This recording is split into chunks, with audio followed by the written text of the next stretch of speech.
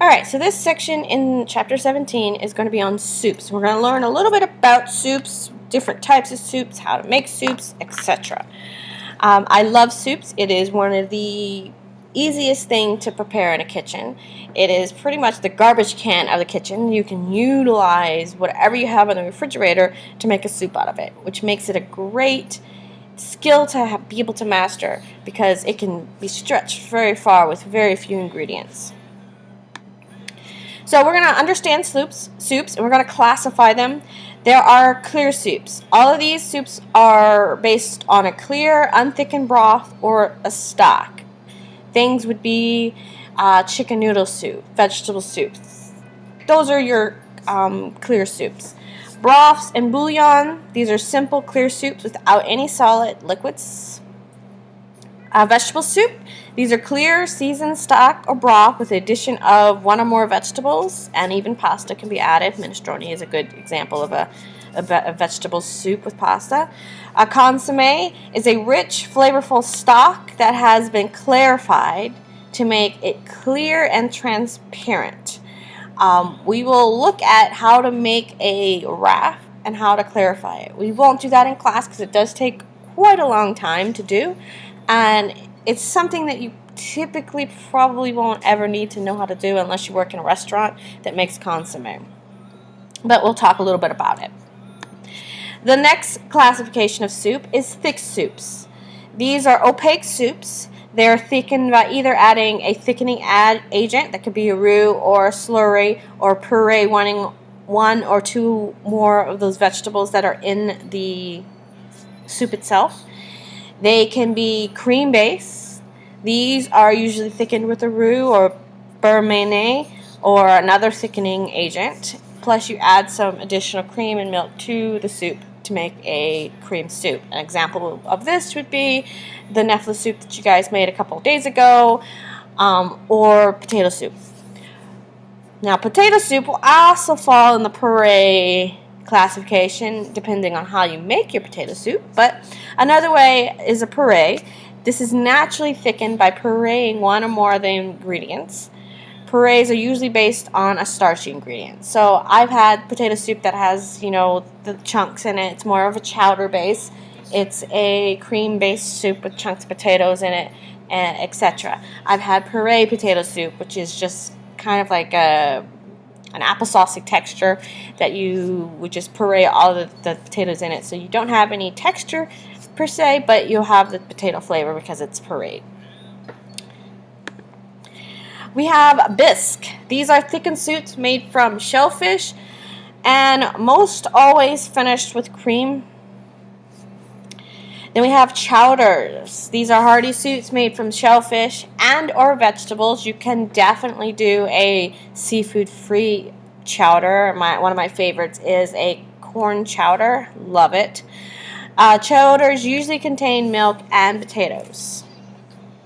So now we're looking at specialty and national soups. Specialty soups are distinguished by unusual ingredients that is specific for this soup. So an example would be gumbo. If you've ever had gumbo, gumbo is gumbo. There is no other way of going around making gumbo. You know it's gumbo. It's got a lot of stuff in it. It's got a very strong Creole flavor. We also look at turtle soup, which has turtles in it. Another one is Thai peanut soup, which is really good, surprisingly, if it's made correctly. I've had good peanut soup, I've had bad peanut soup, but all in all, Thai peanut soup, pretty good. We have cold soups. Cold soups would be a vichyssoise, which is essentially a potato lake soup that is served cold. Cold cream of cucumber soup. I've had melon soup, cold melon soup. I've also had gazpacho, which is a cold soup that is like eating salsa, but some people really like gazpacho. Next, we're looking at vegetarian soups and low-fat soups. Vegetable soups for vegans must contain no meat or any other animal product. So if you are making vegan soup, you can use a vegetable stock. You can use water. You can use any other type of liquid as long as it's not an animal product. So for instance, using chicken broth will not make a vegan soup. Now, there are some vegetable soups that do use things like beef broth. An example would be French onion soup. French onion soup is a vegetable soup. There's just vegetables in it. You take onions and you caramelize them, and then you add a stock. And the stock is not vegan. It is usually a beef stock and a combination of chicken stocks. Just keep that in mind. Vegan soup, vegetable soup, two different things. But if you are making a vegetarian / vegan soup that is for a strict vegetarian or vegan, you can thicken that using a roux as long as you don't use any butter. So there you go again. So you can use shortening. You can't use bacon grease or anything like that. So you have to think of all the components of it if you're going true vegan. So looking at soups, soups can be served as an appetizer, and if it is an appetizer, the portion size for a soup appetizer is about 6 to 8 ounces, a little like a cup of soup. If it's going to be a main course, it's going to be a little bit bigger, of course, probably about 2 cups of soup or a bowl. Main course portions about 10 to 12 ounces. Now, holding soups is kind of hard sometimes because if it is a cream-based soup, it could curdle. If you notice that with your Nefla soup after you had it sitting for a while, it starts to separate. Once you start stirring it up, you re-emulsify everything and then everything's all good again. But you could have that instance where your soup separates and it does not come back together. So holding soup for service is a pretty difficult ordeal. You want to make sure that you serve your hot soups hot, and you want to make sure you serve them in hot bowls or hot cups. You just pop them in the oven, kind of warm them up. That'll keep your soup hot longer. You want to make sure you serve your cold soup in cold or chilled bowls, or even nested in a larger bowl of crushed ice. You want to heat small batches frequently to replenish the steam table if you're holding it on a buffet with fresh soup. And for consommes, any vegetable garnishes or toppings, you want to heat them separately and add them at service time.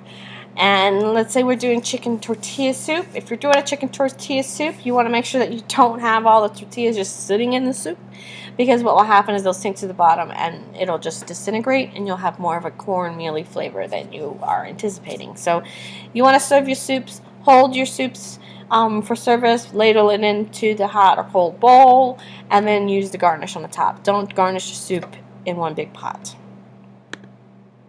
So soup garnishes are divided into 3 groups. We have that are garnishes in the soup. We have garnishes that are on top of the soup, our toppings, and we have garnishes that are served with the soup, accompaniments. So an example of garnish in the soup, if I was doing a chicken tortilla soup, one of the chicken tortilla soups that I make, we actually put all of the garnishes, the cheese, the avocado, the tortilla strips in the bowl, and then we ladle the broth on top. That is a garnish that goes in the soup. Toppings, if I was making a loaded baked potato soup, I would have my soup, and then on top I would put my bacon and my cheese and my green onions. Accompaniments would be more of like a bread that I would use to dip my soup. Maybe I'm doing a minestrone, I go to Olive Garden, I get the breadsticks, and I like to dip my breadsticks in my soup. So that would be an accompaniment. The difference between broth and stock, if you remember from earlier in the chapter, broth is made by simmering meats and the vegetables and a liquid. Your broth is going to have more of a pronounced flavor, more meaty flavor than your stock. On the other hand, your stock is made by simmering bones and vegetables. Alright, so a consommé literally means completed or concentrated. It is a soup that is very rich, it is full flavored, and it is clarified.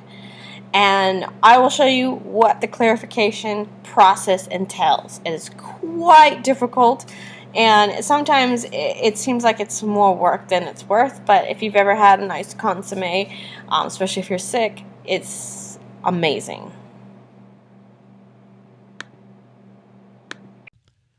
Jacob Burton here from StellaCulinary.com, and in this video I'm going to show you how to make a consommé, which is just a classic technique used to clarify stocks and broths. So here I have an extra cloudy chicken stock, but you can use pork, you can use veal, whatever you like. It's your standard mirepoix, carrots, celery, onions, and also the bottom portion of a leek, just the light green and white portion only. Fresh herbs, here I'm using chervil and tarragon, but you can use whatever you like. Some eggs and boneless, skinless chicken meat. Now we're only going to be using the egg whites, so you want to separate out the yolks. You can set this aside and save them for a custard or whatever else you want to use your egg yolks for. And once you have all your egg whites separated, go ahead and just whisk them by hand vigorously for about 30 seconds just to aerate the egg whites. This is going to allow incorporating the other ingredients for your clarification raft a little bit easier.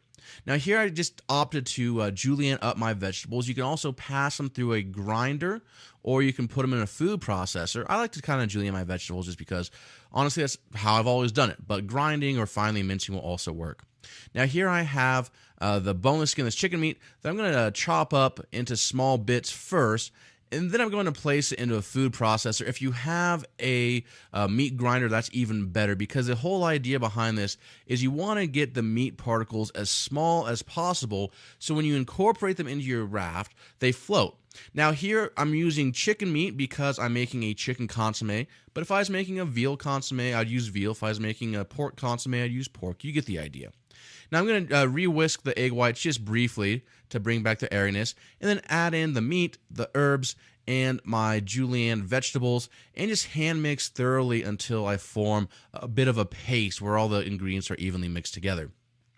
Place this into the bottom of a pot, and then cover with your cold, cloudy stock that you want to clarify. And here, yes, I could have easily used a larger pot, but it'll still work. I'm going to place the pot over a high flame, and you want to stir this constantly as it heats up. Now at this point too, you can add in any spices that you want, and this is just to flavor your consommé. Really, your egg whites and your protein in the meat are doing the heavy lifting of the clarification. The mirepoix and all that other stuff is just there to add additional flavor. Now you want to keep on stirring your consommé until it heats up to about 120 degrees Fahrenheit, at which point the raft will start to slowly form and it's going to float to the top. Now when that raft starts to form, you want to then take your thermometer and kind of push away just a center area, and this is going to be where your stock percolates up while it's clarifying. And I'm going to press my ladle directly down and make a nice hole. Here I'm using about a 2-ounce ladle, so I'm just going to make it a small hole right in the center, and this is where I'm going to pull all of my stock from during the simmering process and baste the raft. So you want to see how gently this is simmering? You want to very gently simmer your stock for about 45 to 60 minutes, basting every 5 minutes at least, just kind of pulling the consommé from the center. And see how I'm pouring it over the raft? This is keeping the raft from drying out, but it's also helping to filter my stock through those egg whites and through my raft, which, as you can see here, over time, as I continue to do this, my consommé becomes more and more clear.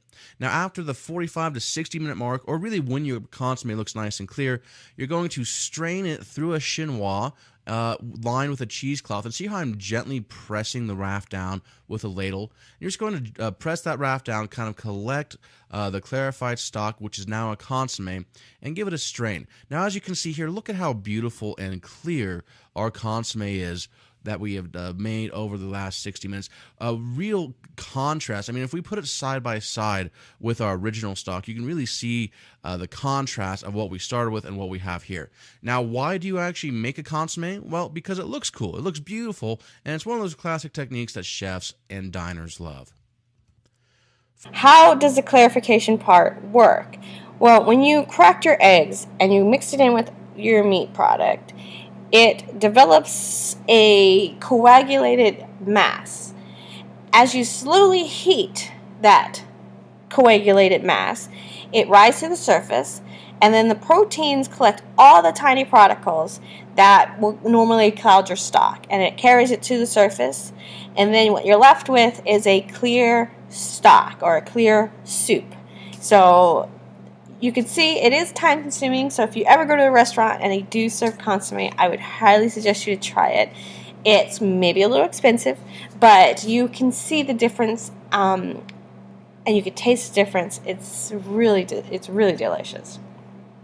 So when making a consomme, your basic ingredients is going to needed to be used for your clarification process is what we call clear meat.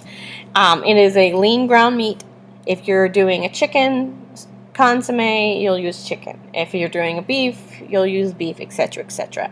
You need egg whites, mirepoix, and an acidic ingredient of some sort. So we're looking at a cream soup, some classic components of a cream soup. Cream soups are simply a diluted bechamel or velouté sauce. They have a little bit of ingredients added to it to give it some flavor, but they're thickened with a roux. You cook, and then you puree the vegetables, and then you add milk or cream.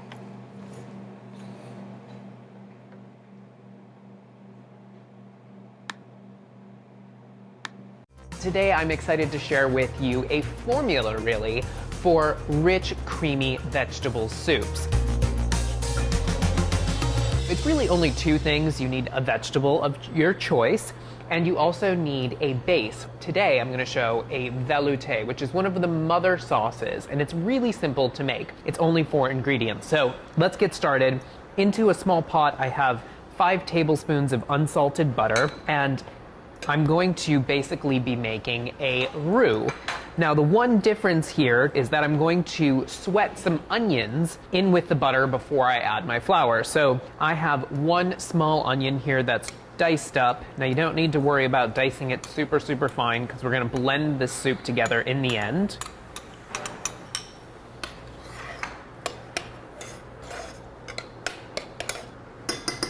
And this will take just a few minutes for the onions to soften and sweat. Now, classically, cream soups were made with a totally different base. They were made with a bechamel. And if you guys remember, a bechamel is another mother sauce that is made out of milk that is thickened with a roux. But oftentimes, when you create a cream soup based on that base, the vibrancy of color isn't as great, and it's also a little bit heavier. Having this thickened stock, this velouté, is lighter, silkier, and it also adds a greater dimension of flavor because you have chicken stock or a flavored stock included. So now the onions have become translucent, they're losing some of their moisture, and I'm going to add the flour. Again, this is the other component to the roux, which is going to thicken this whole soup. So I have a 1/4 cup plus 1 tablespoon of flour, and I'm going to whisk this in to my butter and onion mixture. And you want to cook the flour a little bit. You want to get rid of that raw flour taste. The longer you cook the flour, the more nutty it will get. So just a minute is fine here. And now I'm going to slowly add my chicken stock. So I have 4 cups of chicken stock here. Add a little bit of your stock into your mixture here, and you want to whisk vigorously to make sure that you avoid the clumps. So whisking vigorously and adding in stages here will help to avoid having a clumpy mixture. So this looks pretty good. And the rest of the chicken stock here. Now you want to bring this up to a boil and then reduce it down to a simmer, and simmer this for about 10 minutes until it gets nice and thick. Again, whenever you're working with flour, or if it's cornstarch, any starch has to be brought up to a boil in order for it to reach its thickening potential. So as this cooks and simmers, I'm going to work on the vegetable portion. So there are 2 components. Remember, the base and the vegetables. So you could really do anything here. The possibilities are endless. Today I'm going to be using spinach, but I have some other examples of vegetables that you could use here. Broccoli, mushrooms, and cauliflower. You could do asparagus. Really, anything that you love in a soup, you could put into this. What you need is about 1 3/4 pounds to 2 pounds of the raw vegetable, and then you have to cook it. You have to get rid of some of that liquids. Today with the spinach, I'm going to blanch this in some boiling salted water here, just for a minute or 2. And I would do the same thing with asparagus. I would do the same thing with broccoli. With the mushrooms, to really develop the flavor, I would suggest sauteing them. But The base amount that you'll need is about 1 3/4 pounds to 2 pounds of the vegetable. So you really only want to blanch the spinach here for about a minute because you want to maintain that bright green color. And I'm going to plunge this immediately into some ice water to stop the cooking process to maintain that wonderful color. So now once the spinach has cooled down enough, what you're going to do is you're going to squeeze out any excess moisture. You want to make sure that you remove the excess moisture so that your soup isn't too light or too runny. So the velouté is nice and thick. Now, as you can see, this does not have the texture of a bechamel. It's not very thick and pasty. It's lighter and silkier. And now I'm going to blend our spinach and our velouté together. So again, you can do this with any vegetable you like. If you like corn, you could blanch some corn or saute some corn and add that here, but any vegetable really. And now ladle in half of this right over the spinach. And then put the top on your blender. And whenever you're blending something that's hot, you want to remove the little middle guy, the little middle insert here, and place a towel over the top, because what you're doing is you're blending this up and it's hot and there's steam in there. So if this mixture is closed off and contained, what might happen is the top might actually pop up and create more of an explosion. So use a towel, leave it slightly ajar, and start on a lower speed, and then you want to bring it up to a higher speed.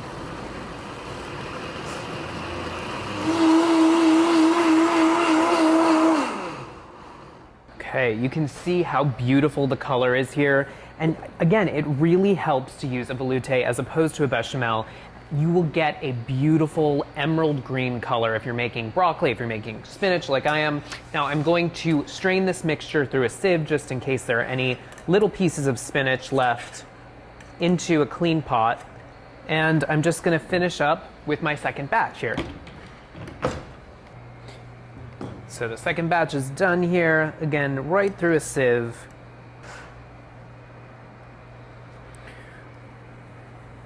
And so now for the final touch here, you need to season the soup up a little bit, so I'm gonna add some salt. Now, if you wanted some pepper here, you could certainly do that. I'm a big fan of black pepper, but if you didn't want to see little flecks of black pepper in your soup, you could certainly use white pepper. That's very classic, it's very French. And also to gild the lily, add a half a cup of heavy cream. You can turn your burner on a very low heat to bring this up to a nice hot temperature, but you don't really want to bring this mixture up to a boil because you might end up curdling the cream slightly, and also your vibrant green color is also going to start to get a little bit darker, more like an olivey green if you do heat this up too high. So ladle this delicious soup right into your serving bowl. If you want to get serious, you should warm your serving bowl before serving this, because then it will stay warmer longer. And you could top this off with a little bit of extra heavy cream, or as I like to do, some croutons. There you go, guys. Of quality, you want to make sure that it has a shiny surface. Your color should be from your main ingredient. If you're going to do a spinach soup, it should be a nice vibrant green color. If it's going to be a corn soup, it should have more of a yellow beigey color. It should not be discolored from overcooking. It should have an attractive garnish. The taste should be what your main ingredient is. If you're making a broccoli puree, it should taste like broccoli, and it should taste like spinach. It shouldn't taste like spinach, sorry. It shouldn't have a starchy taste. If it does taste like a floury taste, it means you did not cook your roux long enough and you have a raw flour taste. The texture should have the consistency of heavy cream. It should not be too thick. It should be smooth. There should be no lumps in it. There should be no graininess in it. If you found that you have curdled your soup, there's not a lot of things you can do to come back from that. So it's really important to follow these guidelines to prevent curdling. Curdling soup, you get those little balls of milk in there. It's not pleasant. The texture is not good. Everything starts to separate. You just really need to start all over. So to prevent that, you want to make sure you don't combine the milk and simmer the stock without a roux or other starch to help that binding. Do not add cold milk or cream to a simmering stock. And do not boil stocks after you add your cream to the mixture. You want to come to a slow simmer, but you want to take it off the heat. So your milk or your cream should be added at the very end. If you are holding it for service, you probably want to not add the cream until you're ready to serve that portion. It'll keep it from curdling. So, puree, sweat your mirepoix, your onions together in a fat, add your liquid, make a veloute, then you add your starchy vegetables, puree with an immersion blender or in a food processor, or you can even use a food mill. Looking to spice up your life? I mean, who isn't, right? Why not try this spicy tortilla chicken soup? Yep, that's all it takes. Just a little soup and then your life, boom, spicy. Well, whether you are or you're not, you're gonna love this recipe. It's a super easy and delicious chicken tortilla soup. Start off by mincing 2 cloves of garlic. And then you're gonna wanna saute your garlic. So get a pot preheating. So you're gonna wanna saute your garlic just a little bit in some oil. Use vegetable oil in this instance. Add your garlic. You just want it to get fragrant. Really shouldn't take very long at all, maybe 30 seconds. And then add 4 teaspoons of chili powder, a tablespoon of tomato paste, and a cup of diced tomatoes. It's a little aggressive when you add that liquid to the fat, so be a little bit careful because it can splatter. I was just splattered, for instance. Just cook this for a minute or two to develop the flavors and meld everything together, and then you add chicken broth. Add 10 cups of chicken broth. And then you need to bring it to a boil and simmer it for about 10 minutes, not very long. While you're waiting for your liquid to come to a boil, take advantage of your time and make some tortilla chips. All you need to do to make your tortilla chips is cut up some corn tortillas into strips. I have like 3 here. I'd say maybe 1/2-inch strips are good. Have your oven preheating to 400 degrees. And then put them on a baking sheet. And you can drizzle with as little as 2 teaspoons of oil, or a little more if you're feeling generous. I like to season with a little bit of salt too. And then just toss it together and 400 degrees until they're golden brown and crisp. That should take about 8 to 10 minutes in a 400-degree oven. While you're waiting, get your garnishes ready. I have an avocado here. As always, my trusted avocado. Good on everything, in my opinion. I don't know how you feel, but that's just the way that I feel. And really excellent on these Mexican-inspired soups. Those are ready to cut up, and then a lime. A little lime for a little squeeze of acidity when you're ready. Now that my soup is hot, I'm going to stir my chicken in. It's nice and hot. I'm going to stir 4 cups of shredded chicken from about 1 whole chicken into the soup. Be careful of the splashing because it's very red. Stir it just to heat through.